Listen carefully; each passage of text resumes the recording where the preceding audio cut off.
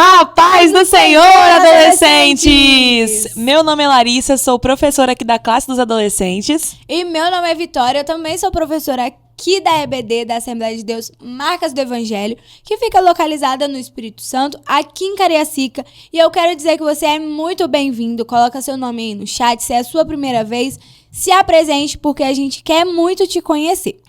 E também não se esqueça, se você está aqui, dê um like nesse vídeo, faça um comentário. Se você é de qualquer lugar desse Brasil, faça um comentário de onde você é. Se você estiver assistindo ao vivo, faça também um comentário no chat. E você, que é nosso aluno, já coloca sua presença, participa, interage no chat com a gente. Não se esqueça também de compartilhar esse vídeo e ser um canal para abençoar a vida de muitas pessoas e também de se inscrever aqui no nosso canal, onde você pode acompanhar aulas para todas as idades. Hoje nós iremos para a nossa aula de número 11. Nós estamos quase acabando o trimestre, tá? Quase lá. E hoje nós iremos falar sobre a prisão e o julgamento de Paulo. Então, se prepara, pega sua caneta, o seu papel, sua Bíblia, desperta porque essa aula tá top. Mas a gente não pode começar sem orar, então feche os olhos pra gente orar. Deus, muito obrigada por mais essa oportunidade de estarmos aqui ministrando a sua palavra e ouvindo o que o Senhor tem para nos ensinar nesse dia. Esteja conosco em toda essa aula, abre o coração de todos aqueles que estiverem escutando. Em nome de Jesus. Amém. A paz do Senhor, adolescente, eu sou Daniel e vou fazer a leitura bíblica de hoje. Se encontra em Atos 26, 6. E agora, pela esperança da promessa que por Deus foi feita a nossos pais, estou aqui e sou julgado. Tchau, adolescentes! Agora, Vitória, antes da gente iniciar, a gente tem um desafio. Eu gosto de desafio. Sempre temos desafios aqui na classe dos adolescentes. E olha só, durante toda essa aula, vai aparecer aí na tela de vocês uma frase, #prega em todo tempo. Igual tá aparecendo aí agora, ó. Essa aqui não vale, tá? Mas, a partir de agora, vocês vão ter que contar quantas vezes essa frase vai aparecer aqui na tela. E no final da aula, quando nós dermos o ok, vocês vão dizer aí no chat quantas vezes que apareceu a frase. E a primeira pessoa, Vitória, só a primeira pessoa. Só a primeira. A primeira pessoa que responder vai ganhar um prêmio aí muito legal que nós vamos revelar. Será depois. Que vale a gente participar? Poxa, gente. Poxa. Mas a gente vai avaliar quem aí aparecer primeiro para nós, os nossos celulares, né? Porque às vezes tem o delay. Isso aí, tem então que a gente vai avaliar e dizer depois quem foi o ganhador. Beleza? Beleza. Então, bora pra aula? Na aula de hoje, a gente vai começar a ver um pouquinho de um longo e extenso processo judicial que Paulo passou. E com isso, a gente vai partir também para as últimas viagens missionárias que Paulo fez. Como a gente já sabe, Paulo ele pregava em tempo fora de tempo, se o dia estava bom, se estava ruim, sendo apedrejado, perseguido, chovendo, sem chuva, Paulo pregava o evangelho em todas as oportunidades que ele tinha. E nesse caso, não foi diferente. As viagens dele continuaram, só que elas continuaram de uma forma um pouco diferente, que a gente vai entender no decorrer dessa aula, que eu não vou contar spoiler para vocês. Vitória, então quer dizer que mesmo Paulo passando aí por um processo judicial, ele continuou pregando? Sim. E para a gente adentrar aí nesse trajeto das prisões de Paulo, nós vamos começar pela prisão em Jerusalém.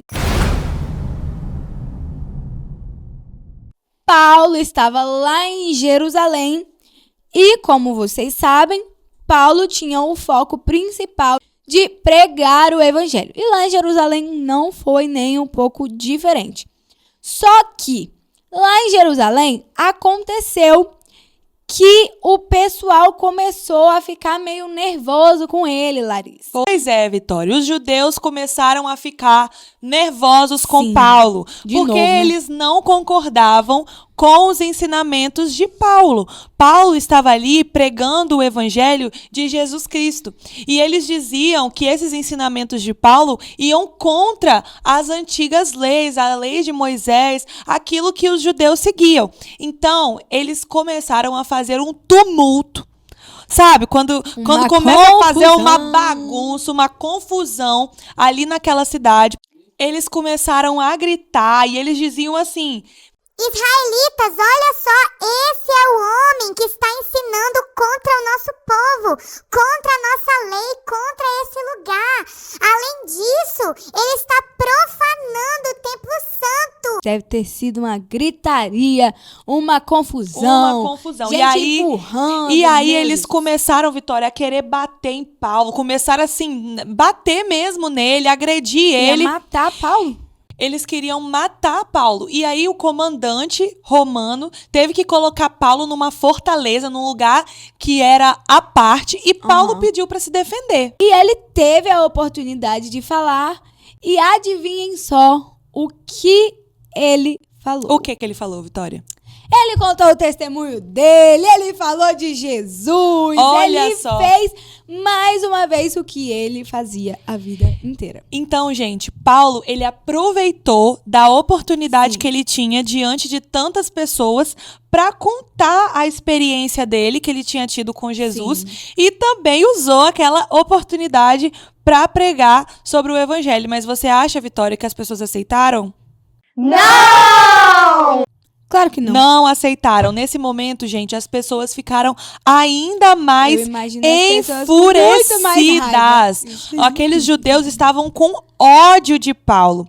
E aí eles falaram: não, vamos açoitar esse homem então. Os romanos pegaram ele e falaram: não, vamos levar ele para a fortaleza, vamos açoitar esse homem.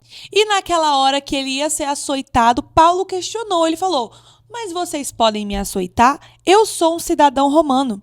E por que ele disse isso, Vitória? Porque naquela época existiam algumas leis, alguns direitos e deveres dos cidadãos romanos.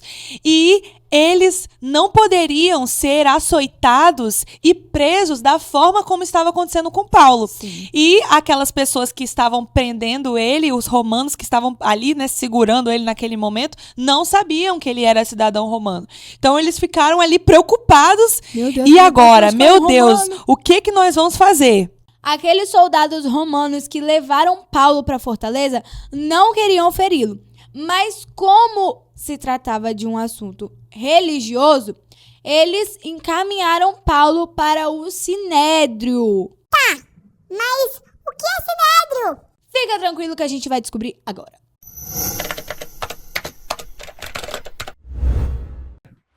E aí, adolescentes, tudo certo com vocês? Vamos falar um pouco sobre o que era o Sinédrio. Então, vamos lá? Vem comigo. Bom, o Sinédrio, o órgão supremo, administrativo e legal dos judeus, consistia em 71 membros. Mas, em Jerusalém, também tinha outros 2 tribunais, só que inferiores, onde cada um deles consistiam em 23 membros, aos quais este nome foi dado. A tradição do Sinédrio atribui a sua origem aos 70 anciões que auxiliavam Moisés no deserto. E muitos dos seus membros, incluindo até mesmo o próprio sumo sacerdote, eram saduceus. Logo então, o Sinédrio era um grupo aristocrático. E foi isso, meus caros adolescentes. Espero que vocês tenham entendido um pouco mais do que era o Sinédrio, mas agora vamos voltar com as nossas professoras. Muito bem, agora que vocês já sabem o que é Sinédrio, né? A corte dos judeus que estava ali julgando Paulo.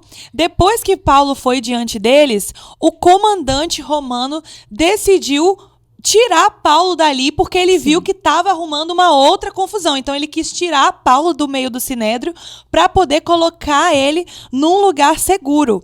Mas olha só o que aconteceu, Vitória. O que aconteceu? Esses judeus eram tão atribulados que eles estavam planejando uma conspiração para matar Paulo. Misericórdia. E Eles disseram: nós não vamos comer, nós não vamos beber enquanto não matarmos esse Paulo.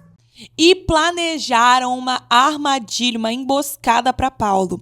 Só que Olha só como Deus é maravilhoso. O sobrinho de Paulo ficou sabendo dessa armadilha, contou para o comandante e o comandante organizou uma fuga para Paulo sair dali e ir para outro lugar, para ele ir para Cesareia. E deu certo? E com certeza deu certo. Ô, glória. E aí vamos para a próxima parte da nossa viagem das prisões. Cesareia, o julgamento por Félix. Gente, eu fico imaginando que essas idas e vindas assim de Paulo, elas deviam causar um tumulto em todas essas cidades que ele passava, porque não era somente Paulo que ia até esses lugares para ser julgados. Por exemplo, para Cesareia foi o grande sacerdote, líderes e o advogado Tértulo. Eles foram porque eles precisavam estar presentes nesse julgamento. E Paulo não era tipo assim, Paulo, vai para Cesareia. Não era desse jeito. Envolvia soldados, envolvia um exército de gente que tinha que levar para vigiar Paulo, porque ele poderia, querer fugir. Então, era muita gente envolvida. Então, quando vocês forem pensar nessas idas e vindas, esses deslocamentos, não era algo simples, não era um negócio de entrou no carro escondidinho, foi... Não, gente. Então, quando vocês forem pensar nas prisões de Paulo, nessas idas e vindas, esses deslocamentos, pensem que deve ter causado a maior confusão, o maior tumulto envolvendo muita gente, né, Larissa? Então, o comandante romano mandou Paulo para Cesareia para também ser julgado pelo governador Félix. E quando chegou nesse julgamento, algumas acusações eram feitas pelos judeus a Paulo. Mas Paulo, ele tinha um embasamento. Sim. E as acusações que estavam sendo feitas a ele eram acusações injustas. Então, para cada uma das acusações, Paulo tinha uma defesa justa para elas. Então, a gente vai falar agora essas acusações e as defesas. Então, primeiro disseram que Paulo era provocador de desordens entre os judeus do mundo inteiro, porque ele estava lá em Jerusalém, onde viviam os judeus. E aí ele se defendeu falando o seguinte: olha, eu não estou há muitos dias aqui em Jerusalém. Por isso, eu não teria como eu causar desordem em poucos dias. A segunda acusação que fizeram contra ele era que ele era o líder do partido dos nazarenos. Para eles era como se fosse, assim, uma seita, algo super errado. E aí ele foi, e se defendeu dizendo, não faz sentido isso, porque eu tenho a mesma fé que vocês que estão me acusando. Ou seja, ele também era judeu, mas a única diferença é que ele seguia Jesus Cristo. A terceira acusação que fizeram contra ele era que ele estava querendo profanar o templo dos judeus. E ele se defendeu mais uma vez, dizendo que não tinha nenhuma testemunha para provar e dizer que sim, ele tinha profanado o templo. Por quê? Isso era uma mentira. Vitória, e será que depois dessas defesas, Paulo, ele teve uma sentença livre, ele conseguiu se livrar dessa prisão, ele foi considerado justo? Não conseguiu. Ai, porque meu Deus. Félix adiou a sua decisão e Paulo ficou preso por mais 2 longos anos. Então, se você pensou que Paulo ia ser liberado aí dessa prisão... Pensou errado. Não, pensou errado. Ele ficou mais 2 anos. Vitória, mas é importante a gente falar aqui que o Espírito Santo já tinha alertado Paulo que isso iria acontecer. Sim. Nos capítulos anteriores, a gente vê o Senhor falando com Paulo que ele seria preso, que ele passaria por prisões, por julgamentos. Então, Paulo, ele já sabia que isso estava por vir. Isso ele não tava pegou... tranquilo, né? Tava tranquilo. Isso não pegou Paulo de surpresa e isso fazia parte dos planos de Deus para a vida dele naquele momento. Isso. E Larissa, durante esses 2 anos, eu antes imaginava que, Paulo tinha ficado lá dentro de uma cela e, não vai ver ninguém, isoladão lá durante 2 anos. Não, gente, não foi assim. Durante esses 2 anos, Félix chamou Paulo algumas vezes para conversar. E quando Félix chamava Paulo, Larissa, o que você acha que Paulo fazia? Por favor, Félix, governador Félix, me solta, eu sou inocente, eu não fiz nada. Esses judeus estão lá me acusando injustamente, pelo amor de Deus, me solta dessa prisão, eu não aguento mais ficar aqui, já tem 2 anos, Félix, me ajuda, Félix. Pois é, Larissa, eu pensava a mesma coisa. Só que a gente aprende uma coisa muito legal com Paulo, que é aproveitar todos os tipos de oportunidade que ele tinha para falar de Jesus, para contar o seu testemunho transformador do encontro que ele teve com Deus. E dessa vez, nesses encontros, também não foram nem um pouco diferentes. Ele falou de Jesus mais uma vez. Infelizmente, Félix não aceitou a Jesus. Gente, Félix era aquele assim, né? Ele tava meio lá, meio cá. Ele não queria soltar Paulo para agradar os judeus. E ele também queria, receber algum dinheiro de Paulo para soltar Paulo da prisão, mas é óbvio que Paulo não iria fazer isso, porque ele era uma pessoa justa e honesta. Só que ele sempre ficava chamando Paulo para conversar. Sim. Mas infelizmente, ele não ouviu nem Paulo, nem soltou Paulo, não fez nada. Ficou em cima do muro. Isso aí. E agora, Vitória, depois desse julgamento por Félix, tem mais um julgamento. Qual julgamento? Julgamento por Festo!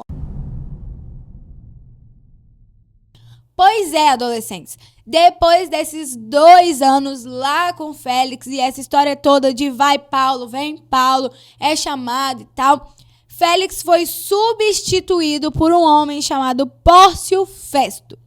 E alguns dias depois desse homem ter assumido esse cargo, né, esse posto, ele chamou Paulo de novo para um novo julgamento.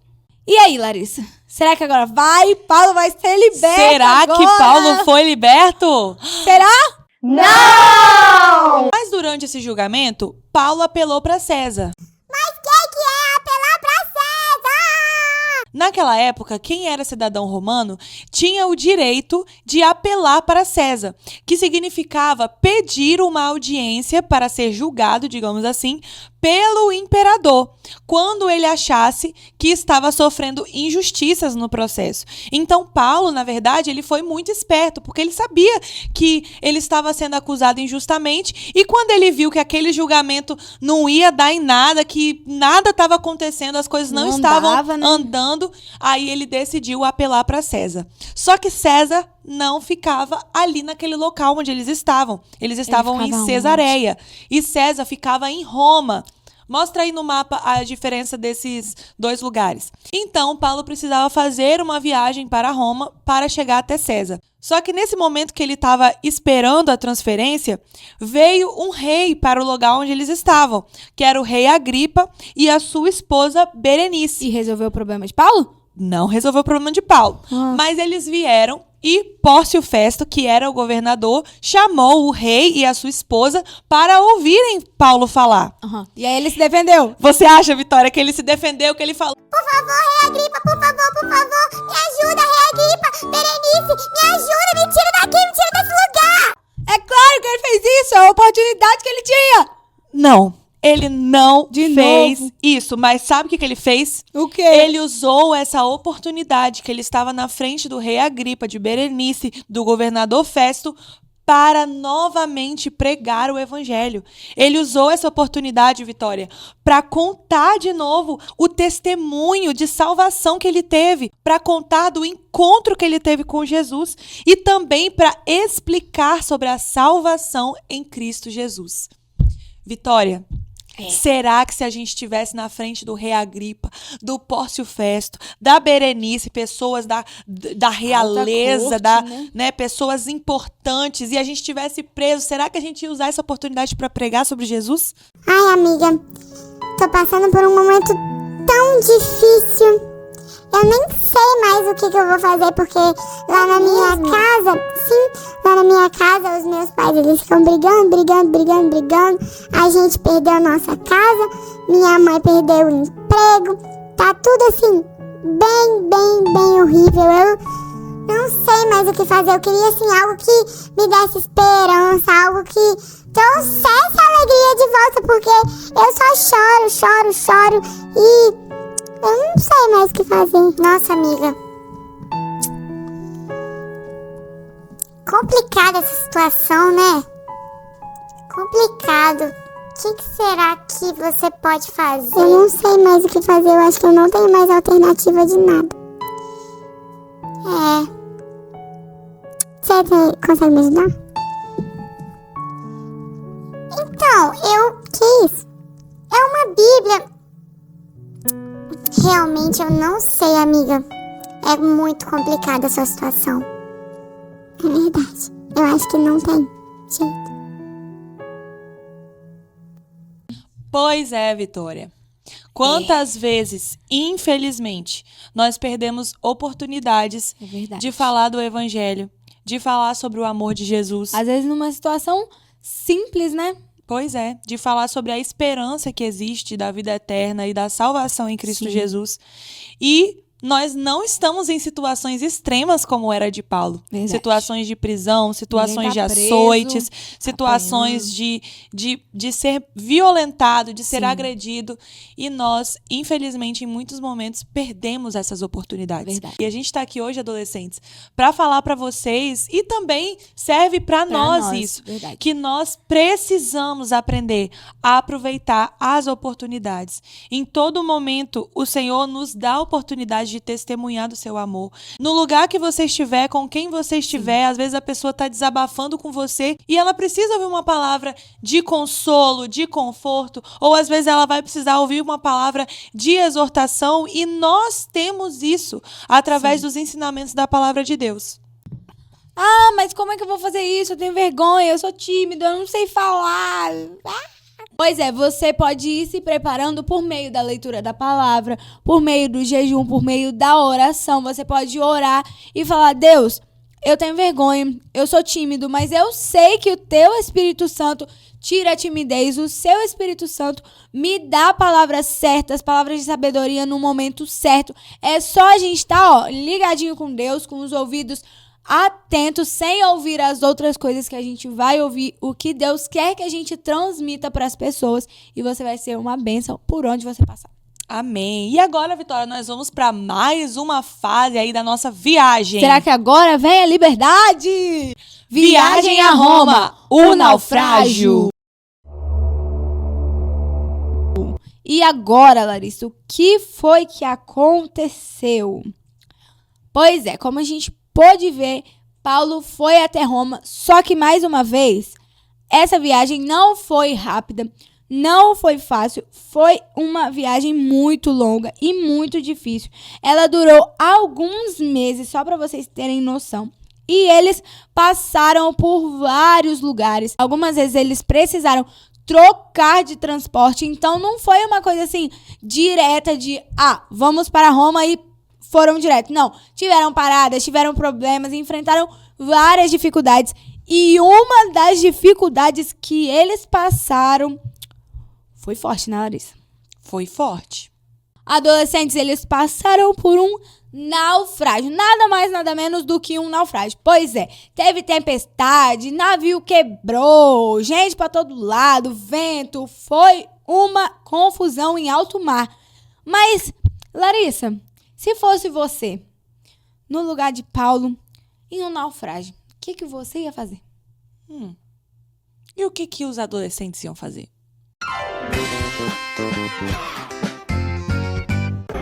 A paz do Senhor, adolescentes, tudo bom com vocês? Seguinte, o que vocês fariam em um naufrágio? Eu oraria e pediria ajuda a Deus, e eu acho que eu pularia do barco para tentar me salvar.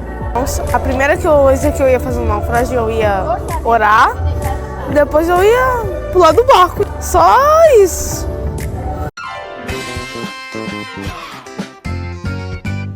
Muito interessante ver o que vocês fariam no lugar de Paulo. Mas agora a gente vai ver o que foi que Paulo fez. Gente, o que vocês acham que Paulo fez, Larissa? Já sei. O que ele fez? Ele se desesperou, ficou desesperado. Meu Deus, o que vamos fazer nesse navio? Como que nós vamos sair daqui? Não, Paulo não fez isso! Claro que ele não se desesperou. Essa era a reação das outras pessoas que estavam no navio, mas Paulo foi usado por Deus para trazer paz, para trazer consolo e falar: gente, calma, ninguém aqui vai morrer. Deus me disse que as 275 pessoas que estão aqui dentro não vão morrer. E morreu? Não Claro morreu. que não morreu. Paulo estava ali testemunhando de Deus, Vitória. Mais no uma meio de um naufrágio, o barco de um lado para o outro. Mas Paulo estava ali, gente, relaxa, Deus me disse. Então, Paulo ali também mostrou, Vitória, passou para aquelas pessoas um pouco da confiança de que Deus tinha dado a ele, de que tudo iria ficar bem. E as pessoas, né, ficaram meio assim, será que tá falando, será que esse cara tá falando a verdade? Será que não tá? Acredito. Mas depois eles comprovaram, nenhum deles morreu, todos chegaram são e salvo Glória a na Deus. ilha de Malta. E quando chegaram lá na ilha de Malta, Vitória, O que que aconteceu? Paulo foi picado por uma cobra. E Porque aí? o inimigo, ele fica furioso, Vitória. Quando o crente passa por provações e sai de cabeça erguida, o inimigo fica furioso. A cobra foi lá e picou Paulo, mas você acha que ele morreu? Claro que não. Óbvio que ele não morreu. Paulo, ó, fez assim, ó, com a cobra. Sai, cobra. A cobra saiu, não aconteceu nada com ele. Deus deu esse livramento a ele. Depois de 3 meses, eles seguiram viagem e chegaram finalmente até Roma. E lá, Paulo fica preso mais 2 anos. Porém, ele não fica lá, né, numa cela e tal. Ele fica preso a domicílio e continua pregando e falando de Jesus. E toda essa demora também, Vitória, ela se dava por causa de uma lentidão ali no sistema judicial romano. E existia, né, todo um sistema legal romano, a revista de vocês traz, e nós vamos chamar aqui alguém muito especial para falar sobre isso. Então, fala, pastor!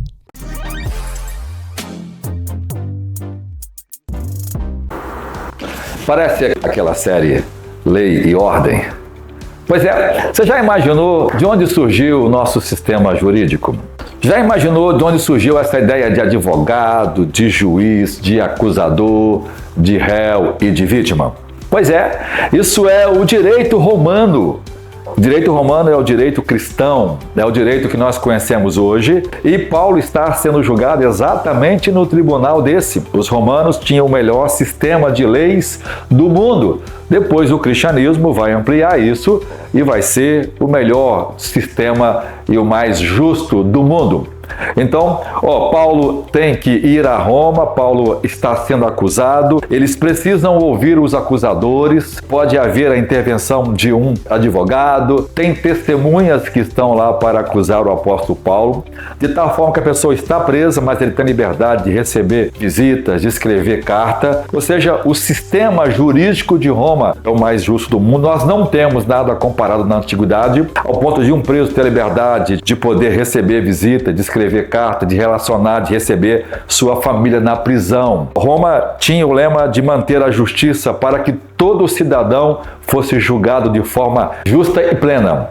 Então, nós queremos mostrar para você hoje que essa herança é uma herança cristã que Deus deu à igreja, Deus deu à nossa sociedade, de ter um sistema jurídico baseado nas verdades do cristianismo, onde advogado, onde o juiz, onde a vítima, o réu e a acusação podem se inserir no tribunal para discutir e descobrir a verdade do processo legal. Deus abençoe vocês. Muito obrigada, pastor, pela sua explicação. E é também importante a gente dizer, Vitória, que foram nessas prisões que Paulo escreveu as suas cartas de Efésios, Filipenses, Colossenses, Filemon. Então, mesmo preso, ele não estava ali inútil, sem fazer nada. Não, ele estava pregando, ele estava escrevendo, ele estava difundindo a palavra de Deus. Glória a Deus. E nós podemos aprender com esse exemplo de Paulo. Mesmo nas lutas, nas dificuldades, nas muitas prisões, nos muitos julgamentos, nos açoites, nos naufrágios, ele permaneceu firme. Firme na palavra, na experiência que ele tinha tido com o próprio Jesus, nos ensinamentos que Jesus deu a ele e nas palavras que o próprio Deus dizia para ele: continue, siga firme. E ele se tornou um dos maiores dentro de toda a história da humanidade. E outra coisa também é que, mesmo com todas essas dificuldades que ele enfrentou ao longo da vida, ele entendeu que absolutamente nada fugiu dos planos de Deus. Porque Deus tem um plano para minha vida, tem um plano para a sua vida, tinha um plano para a vida de Paulo, e Paulo decidiu falar: Deus, eu tô aqui à sua disposição, então faça aquilo que for da vontade do Senhor. E é a mesma coisa que nós devemos fazer. A gente precisa dar liberdade para que o Senhor faça em nós a vontade dele, que é boa, perfeita e agradável, independente da situação. E agora nós vamos para um momento muito especial, que são as nossas ofertas. Então tá aparecendo aqui embaixo todos os meios para você ofertar. Você também pode fazer parte da nossa campanha dos 1000 Valentes, que é para comprar esse espaço maravilhoso aqui em Cariacica, Espírito Santo. E para nos ajudar, você pode ofertar um voto com o valor que o Senhor colocar no seu coração. Você precisa fazer parte dessa grande obra que o Senhor vai realizar. Eu quero a Deus.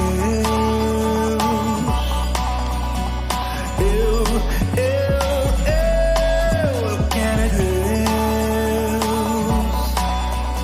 Não importa o que vão pensar de mim, eu quero a Deus.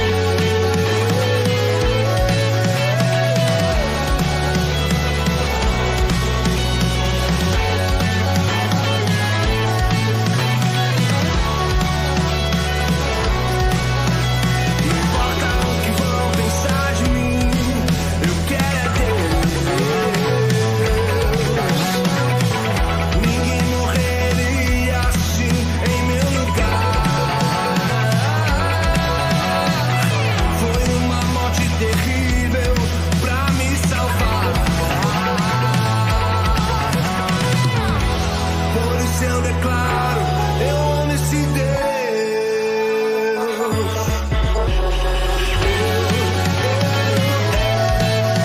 quero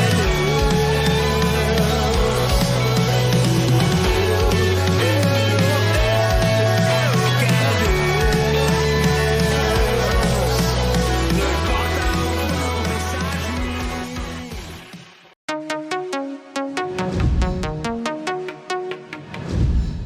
A paz do Senhor, adolescentes! O meu nome é Ana Luísa e hoje eu tô aqui pra ver se vocês realmente prestaram atenção na aula, se vocês estavam ligadinhos. Então, vamos pra nossa primeira pergunta. Por que os soldados ficaram assustados e não açoitaram Paulo? A. Porque ele era um homem de Deus. B. Porque eles descobriram que Paulo era um cidadão romano. C. Porque aos olhos deles ele não tinha feito nada de errado. Ou D. Porque os judeus clamavam para que ele não fosse açoitado. Tempo na tela.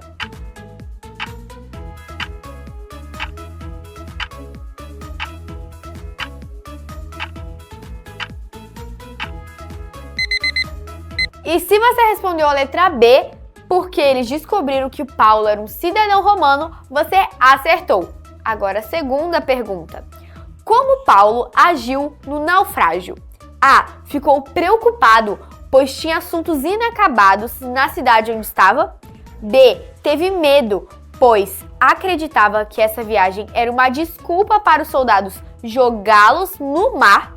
C. Ficou tranquilo e acalmou os demais tripulantes, pois Deus o havia revelado que sairiam com vida. Ou D. Ficou alegre, pois sabia que iria morrer por amor a Cristo. Tempo na tela.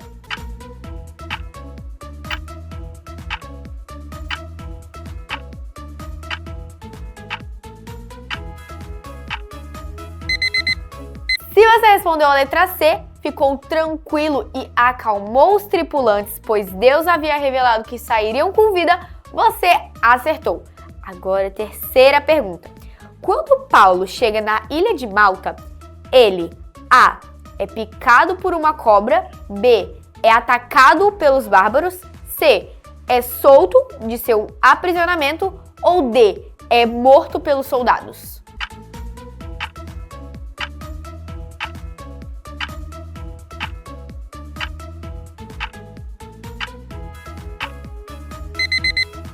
Se você respondeu a letra B, é atacado pelos bárbaros, você errou, porque a letra A.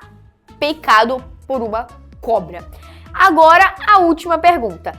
Depois que Paulo chega em Roma, ele é A. Liberto, pois contém a cidadania romana. B. Ele vai para a prisão domiciliar, fica preso por mais 2 anos e continua pregando a palavra de Deus. C. Ele é interrogado logo de cara e é morto por decapitação. Ou D. Ele procura algum lugar no qual ele possa pregar a palavra de Deus.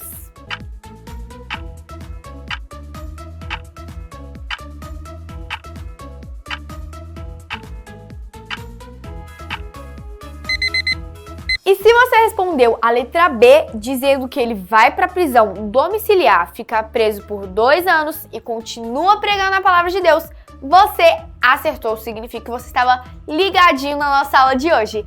E esse foi o nosso quiz. Espero que vocês tenham acertado todas as perguntas. Tchau!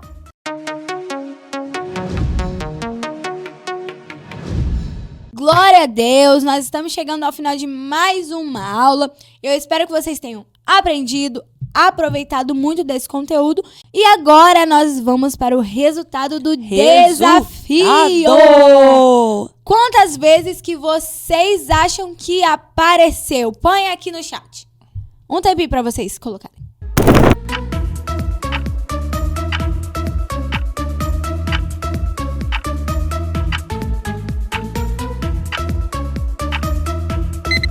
Muito bem, uma palma para você que respondeu 11 vezes! Essa foi a quantidade de vezes que apareceu hashtag Prega em Todo Tempo. E nós vamos avaliar, nós daqui a pouco vamos falar para vocês, anunciar o vencedor. Não esqueça de deixar um like, se inscrever no canal, compartilhar essa aula e deixar um comentário sobre o que você achou. Então feche os seus olhos. Senhor Jesus, obrigada por mais uma oportunidade de aprender sobre a Tua Palavra. Quero pedir para que o Senhor permaneça conosco, nos ensinando e falando aos nossos corações. É o que eu te peço e te agradeço em nome de Jesus. Amém. Amém. Tchau.